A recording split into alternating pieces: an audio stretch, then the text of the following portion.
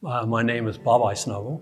I'm from, lived in Jackson all my life and always knew I was going to be an art teacher. A lot of people go to college and change their mind, but I knew I was going to be an art teacher from the beginning, so I went to High University in Athens, and I started my career teaching in Piketon, Ohio, where I met my wife, and then worked there for a few years, but then was able to get a job in Jackson, and I've taught in Jackson. I have 33 years in education, 28 of them in Jackson, and I had a wonderful career. Okay, the name of my exhibit is My Time, and the reason for that is that I have never had a show. All these years, I've never had a show. When I was teaching art, I did art for everybody else, but I never did anything for myself. And when I was a member of the Arts Council here, which I was for many years, they always asked me to have a show, but I never had any art pieces, enough art pieces. But then towards the end of my time with the Arts Council, Paul Brown told me I was going to have a show. I was supposed to have the show last year, and because of COVID, I didn't have it, which was wonderful. COVID had some terrible things, but for me it was wonderful in the sense that I got a chance to do my artwork. And the name of the show, it's My Time, because it just finally is. I mean, I finally have enough pieces. And this show has, I think, 74 pieces. Most of them were done in the last 18 months. My dad was an artist. Now, he didn't do a whole lot of artwork. He was a sign painter, but he was always very good. He's probably my biggest influence. As far as artist, I studied a lot of artists. I know a lot of art. I've been to a lot of museums. I've read a lot of books. Could I tell you one particular person? I don't think I can. I'm just the influence of everybody. I'm very realistic. My art is very personal. So my art doesn't, I have a few abstract pieces, which is kind of neat for me, kind of get away from what I normally do. But most of my art is just very personal to me. So it's hard to say it's somebody influenced your art because I don't go in one direction. I do art that touches my heart, So my art is either about people, or it's about my faith, or it's about my family, So it's kind of very personal, my art. Well, again, when I was teaching art, I did it all. I did pencil drawing, charcoal, ceramics, painting, sculpture, linoleum block printing, scratch art. I did everything, which was my goal in education, to let my students experience as many different mediums as possible. So I did that, but I never really mastered any of them. So one of my goals when I retired and now was doing the show was to find where's my niche. So I started out in pastels. I did a couple paintings. A lot of the people who paint, artists, people think they're painters. Well, I thought, I'll paint. I did 2-3 paintings, that just wasn't my thing. So I went to pastels, and I love pastels because you work with it with your hands. But then I did a lot of drawings, but I finally found my niche with scratchboard. And I have several pieces. My drawings in this show are all drawings that I found on the internet, and I did them for people. Except I took some personal pictures of my family, so my family's represented here. But a lot of my artwork, and I'll tell you one piece in particular, is the first piece. It's called, it's the first piece over there that I have with, it's a picture of Todd Riegel and his dad. That's the hands right here. Never let go. And I did that. It was a good friend of ours, Todd Riegel.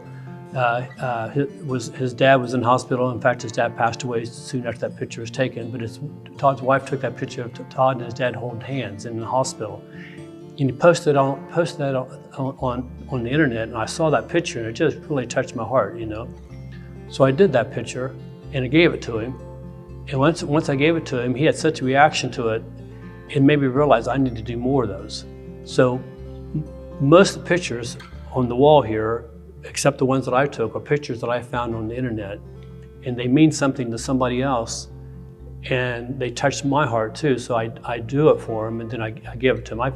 It's kind of like a way of giving back. I feel, Lord gave me a talent to draw. It's a way of giving him back. So it gives me more pleasure than it gives them. But that's where their drawings came from. When I walk in the gallery now and see all these pieces, I'm just surprised, you know? Because for so many years I didn't do the art. And then because I knew I was going to have the show, I finally got these pieces. Now some of these pieces I've done several years ago.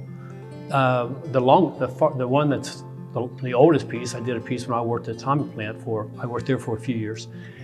But most of the other art here is done in the last 18 months. So when I look back, I think, how did I get this much work done? Sarah's been patient with me because I'm in my shop a lot, getting ready for the show. But now it's really a sense of satisfaction. I come here a lot. I bring a lot of people here to see my show, but then I like sitting here and I look at this, I say, wow. It surprises me that I got this much work done. Well, my advice for a student or anyone who wants to make art a career, first of all, a lot of people kind of shy away from art career. I mean, even, you know, they think there's not much money in it. If you teach it, there's not.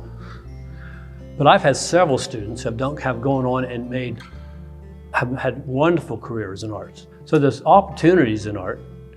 It's very competitive and it's hard. You know, you have to, if that's where your heart is, that's where you need to go. If it was about making money, I wouldn't have done what I was doing. But I could have stayed at Goodyear at the atomic plant, where I worked there for about 7 years and made much more money than I did teaching. But it wasn't where my heart was. So you have to go, I'll just tell students that you have to go where your heart goes.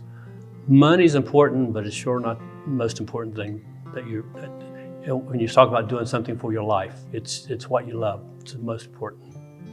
Okay, well, most artists are very critical about themselves. In fact, most artists don't think they're very good.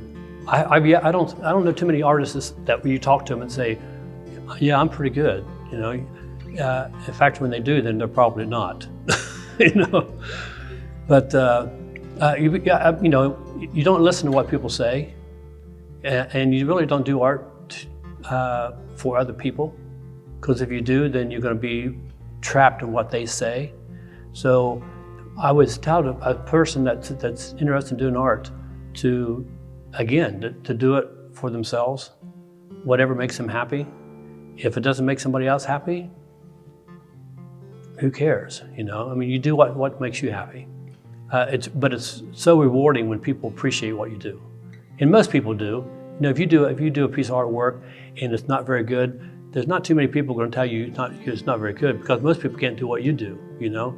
And a lot of students, you have to realize that it's a growing thing. I mean, I'm 70, well, soon to be 70. And it's taken me a long time to finally get to the point where I felt comfortable to show my art. It's not that my art was bad, it's just that I was never satisfied. And I think that's just a typical mindset of most artists. You know, I can always get better. I'll wait till I get better. Well, I'm telling people, young people, don't wait till you're my age. I wish I hadn't done that. I wish I would have done this earlier. And maybe if I had done it earlier, I would have gotten better faster, you know. It doesn't matter what other people think of your artwork. It's just if it's good to you.